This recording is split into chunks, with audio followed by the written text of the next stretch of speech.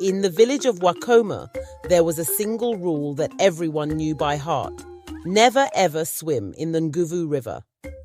This rule was not just a guideline, it was a command passed down through generations, spoken by the elders who led the village. They told tales of the river's mysterious power, claiming it could steal people's memories or, much worse, claim lives if they dared to enter its waters. Asha was a young woman who wanted to forget a sad part of her past. Ever since her father had mysteriously vanished years ago, Asha's life had been filled with pain. He had gone to the river one fateful night and never returned, leaving Asha and her mother to grapple with their sorrow. The elders had assured the village that the river had claimed him, that it was a tragic accident, but Asha had always sensed that there was more to the story. Why had her father gone to the river at all? What really happened that night? One fateful night, unable to bear her heartache any longer, Asha made a daring decision. If the river truly stole memories, then perhaps it could take away the pain and confusion that had clung to her for so long. She would swim in the river under the stars, seeking answers in its depths. With a heart full of determination, she crept out of her hut, leaving behind the mother sleeping peacefully. The moon hung low and bright in the sky as Asha approached the Nguvu River, its surface gleaming like silver. Asha's heart raced with a mix of hope and fear. She needed to know what had really happened to her father and why the river was so feared. As she stepped into the water, it felt both strange and inviting, like an embrace from an old friend. Taking a deep breath, she submerged herself beneath the surface. The world above faded away, and she felt weightless, free from the burdens of her life. But as she swam deeper, the water began to swirl around her, and suddenly, visions flooded her mind. Asha saw a different time and place, filled with people who wore elegant robes of gold and blue. They stood by the river, their faces painted with worry and fear. She saw the elders, but not as she knew them. These were the ancestors of Wakoma, the original guardians of the village, and they were making a deal with spirits that resided within the river. The river pulsed with energy, and Asha felt the intensity of their emotions: fear, desperation, and a longing for safety. They spoke to unseen beings, pleading for protection from their enemies and the harsh elements. Asha realized that the river held more than memories. It was a keeper of secrets, dark, heavy secrets that the elders had hidden for generations. As she surfaced, gasping for air, Asha's heart pounded in her chest. The visions didn't stop. She saw the elders agreeing to a pact with the spirits of the river. In exchange for protection, they had to offer sacrifices, human lives. Children from their village, people who were beloved, were given to the spirits each year to ensure their safety. Asha felt a chill run down her spine as the horrifying truth washed over her like a cold wave. The river hadn't stolen her memories. It had gifted her knowledge. Her father had been one of those sacrifices. He had discovered the truth about the elders' dealings, and for that they had taken him from her. The elders had covered it up, spinning tales of tragedy to protect themselves while they continued the horrific practice. The sun rose the next morning, casting a golden glow over the village of Wakoma. Asha sat on the riverbank, her heart heavy with the weight of what she had learned. She remembered the faces from her visions, men, women, and children who had lived and loved along the riverbank, only to be taken by the spirits as part of a cruel bargain. Asha felt a surge of anger for her father and all the others who had suffered. Asha knew that she could not keep this truth to herself. The villagers deserved to know what had really happened to their loved ones and why the elders had kept them in the dark. Gathering her courage, Asha made her way back to the village, ready to reveal the truth and bring justice to those who had been lost. As Asha approached the village square, she felt a whirlwind of emotions: fear, determination, and hope. The villagers were gathered, chatting and sharing their daily news, but a palpable tension hung in the air as they sensed Asha's urgency. She climbed onto a small platform and raised her hand to quiet the crowd. "Everyone, I have something important to tell you," Asha called, her voice steady yet filled with emotion.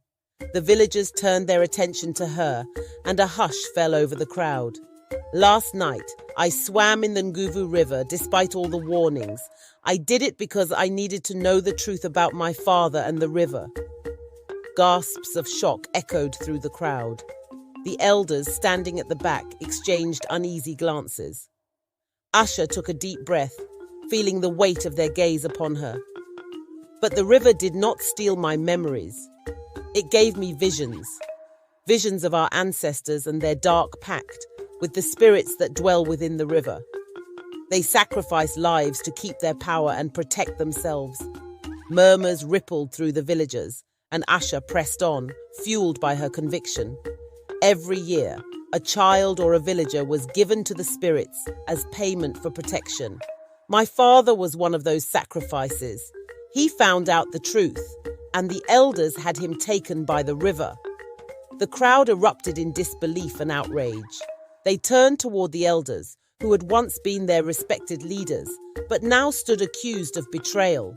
Elder Bwana, the oldest of the council, stepped forward, attempting to regain control of the situation. "Asha, you don't understand. The river is dangerous, and we only did what we thought was necessary to protect you all." The atmosphere in the village square shifted dramatically. What had once been a place of harmony and trust was now filled with rage and grief. The villagers had trusted the elders to guide them, but now they felt betrayed. The truth was out, and the weight of the elders' secret hung heavily in the air. With emotions running high, the villagers quickly convened a council meeting. Asha stood at the forefront, leading the charge as they deliberated on what to do with the elders. Elder Bwana, sensing the tide turning against him, attempted to defend his position. "We did what we had to do. The spirits demanded sacrifice to keep the village safe. Without them, we would have faced disaster." But the villagers were no longer listening. They had come to realize that the safety they had been promised was built on the blood of their own people. The fear that had once kept them compliant was now replaced with a fierce desire for justice. One by one, the villagers voiced their anger, demanding that the elders be held accountable for their actions. In a unanimous decision, the council declared that the elders would be banished from Wakoma, never to return. As they processed the punishment, Asha watched as the elders were stripped of their titles, their power, and their respect. Villagers escorted the elders to the edge of the village, their hearts heavy but resolute. As the elders walked away, they exchanged glances filled with shame, regret, and disbelief at how far their betrayal had led them. The river, once a source of fear, now represented the truth and the courage of the village. With the elders gone, the villagers turned their focus to healing. They had suffered for too long under the weight of hidden truths, and now, with Asha leading the way, they could begin to rebuild their community on a foundation of honesty and trust. In the days that followed, the village of Wakoma began to change. The sun shone brighter, and the laughter of children filled the air once more.